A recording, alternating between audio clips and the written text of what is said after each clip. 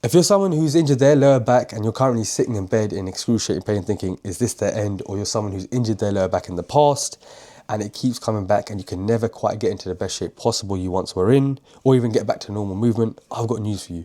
I was once there too. 3 years ago, I herniated a disc in my lower back and it left me bedbound, wondering the same thing. However, 3 years on, 2 half marathons later, a photo shoot and the leanest and strongest I've ever been. I am now in my 30s and I was in my 20s.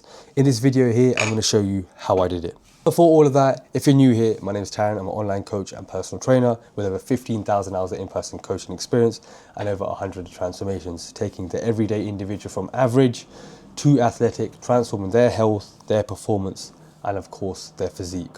Step number 1 was literally to seek out a very good physio. And now, as cliche as this sounds, I was very fortunate that my very close friend is exceptional at what he does. He works with world-class athletes and he literally got me moving. And once he cleared me to go back to the gym and said it's all safe, these are the next 5 things that I did.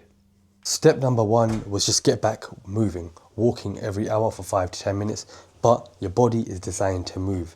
And the more you move it, the better your body will feel. After coming back from a back injury and giving the physio give me clearance, I did not go back to my normal lifting routine. We made some modifications, and one of the biggest things I did was to make sure I was moving every hour for at least 5 to 10 minutes. This leads me to point number 2. Even though my lifting schedule was modified and I didn't go straight back into heavy lifting, everything I did after that was progressively built up.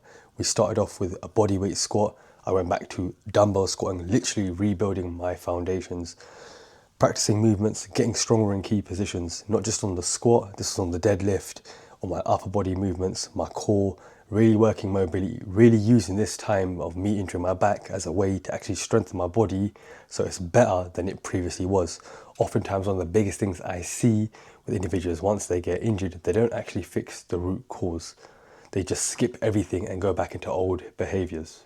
Point number 3, whilst my schedule was limited when it came to training, I actually focused on the things I needed to improve, which was at the time when I was building my online coaching business and my in-person coaching business, working upwards of 60 to 70 hours a week, hardly sleeping, hardly resting.